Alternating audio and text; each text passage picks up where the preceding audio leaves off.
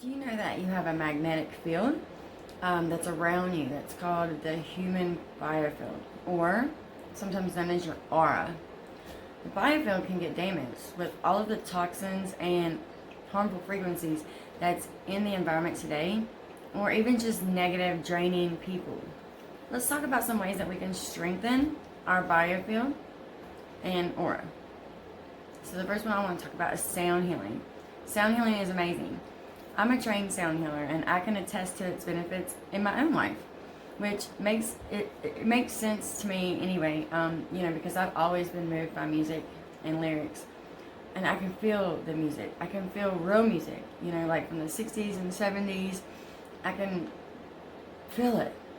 Not like the programming, propaganda type brainwashing stuff that's posing as music, but real music. I also enjoy like classical music. Classical music was designed to help to increase the audience's vibration. And if you think that those old composers didn't know about vibration and the biofield, well, you need to think again, because they did. This stuff is not new, and a little bit of research on the Internet Archive will show you that sound healing is not new. It's been around for a long time, and people knew about frequency and vibration a long time ago. The ancients and the tribal people of the world all knew how to use frequency of sound to heal and increase the strength of their biofields. Okay? So, sound healing can include things like tuning forks, crystal singing bowls, Tibetan singing bowls, your voice, solfeggio tones, light language, drums, like tongue drums, or those little hand pan drums, regular drums, or shamanic drumming, chanting, humming, and much more. Do some research on sound healing, and you could get started with it today. Next, I want to talk about Qigong. I love Qigong. Qigong is part of a traditional Chinese medicine that dates back centuries. The term Qigong is a little bit newer, but the practice itself is much more ancient. You can also find a component of Qigong in Chinese martial arts. Tai Chi is a practice that rose out of Qigong. And Qigong is similar to yoga as it focuses on like a mind and body and soul relationship. And it includes things like breathwork, poses, and intention, right?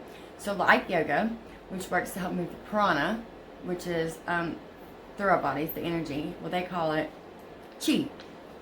And it's the energy that flows through our bodies, up and down the Sushumna. So when you practice Qigong, and this also includes tapping and the breath work, right, and the movements, and practice this on a regular basis, you can increase the vitality and strength of your biofield and help to protect yourself from harmful EMFs and other things that might damage your magnetic field. Next, I want to talk about yoga. Many people think of yoga as simply some form of exercise like Pilates or something, but the poses, which are called asana, are just one aspect of yoga. Yoga itself is much more than that. Yoga is translated loosely to mean union, okay? And this can be union with God, union with yourself, and union between mind, body, and spirit. Like Qigong, a regular yoga practice can help to strengthen your aura and keep your magnetic field around you safe, which also can help protect your immune system. Next, I want to talk about breath work.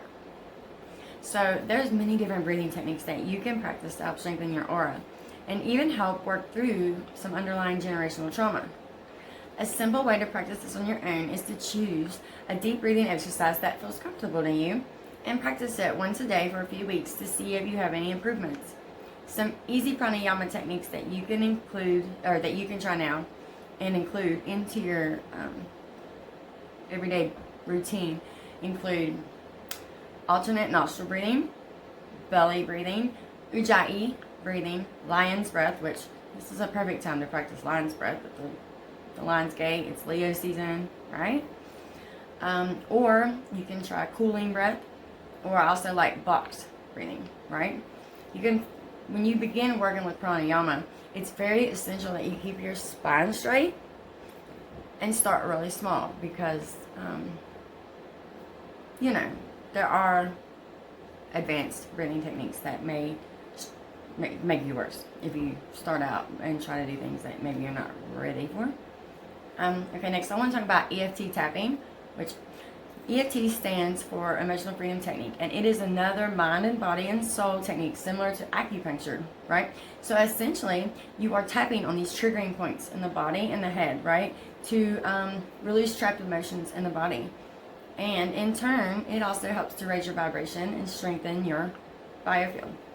EFT tapping has also been proven to release serotonin and GABA into our bloodstream, which are two of our neurotransmitters, right, that help with mood and levels of happiness, help to regulate our stress hormone, cortisol. Who doesn't want to be out of fight or flight, right? And EFT tapping is very simple, and you can start doing it today. You can find videos online, practitioners that show you exactly how to do it, and you can do it along with them. Just like a guided meditation, only, like a guided EFT tapping thing. Okay, and lastly, I want to talk about getting into nature, right? Nature has always been my place. Ever since I was a super small little kid, I'm very fortunate to have a piece of land that is out in nature. I mean, it hasn't been messed with by humans at all, except for maybe a long line of farmers in my bloodline and the Indians, before that used the land properly in a symbiotic relationship, right? They didn't destroy the land, they knew how to work with the land. And so it is very abundant and beautiful and peaceful out there. And before I even knew about vibration and biofields, as a child, I just felt at peace and home when I was out there. Like, I never wanted to leave. I would take off to the woods forever until, I just knew I had to go because I was being yelled at that point. But, I was out there playing in the creek and listening to the whippoorwills and all that kind of stuff you don't hear in my hometown, which I'm actually, people consider where I'm from kind of country, but it's not. Not when you know about this kind of area, okay?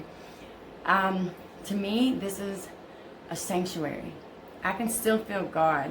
I can feel the trees. I can feel the creek. I can feel the birds. I can feel the frogs. Everything out there is just in a peaceful state, and it's so amazing. I can feel the wind. It's just different. There's something about it. There's not as much going on in the sky there, too, yet.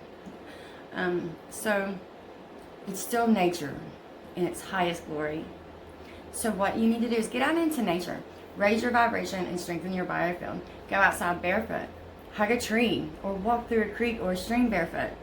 Get up early and listen to songbirds and the sound of the fresh running water made without any kind of man-made gunk in it, right? Especially right now with all the towers and harmful EMFs. If you feel like your body feels like it's being microwaved, then you need to get outside into nature and ground, get into water, and help your aura get back fast and naturally, right? So, I hope you have some great tips to strengthen your biofield, and I hope you understand how important this is right now.